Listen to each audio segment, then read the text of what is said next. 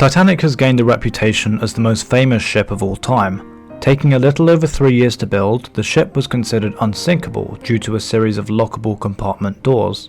If a rip in the ship's hull were to take place, these doors were expected to prevent water moving up the ship and subsequently prevent it from sinking. However, on its very first voyage, also known as its maiden voyage, Titanic sideswiped an iceberg and sank less than 3 hours later. The wreckage wasn't found until 1985, and due to the controversial nature of the Titanic's sinking, which claimed the lives of over 1,500 people, it remains an incredibly famous maritime disaster. But why did it sink? Well, first let me explain the concept of a bulkhead. Bulkheads are walls within the hull of a ship which separate the ship's length into multiple compartments. This gives the ship a more rigid structure, which you absolutely must have on something the size of the Titanic, but also the ability to make compartments watertight.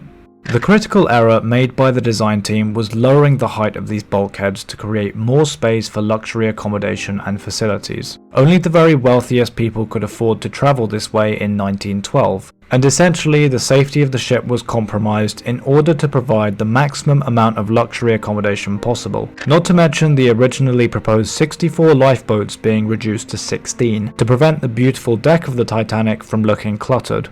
When the Titanic struck the iceberg, the dense ice created a series of rips in the steel, all of which were below the height of the bulkheads.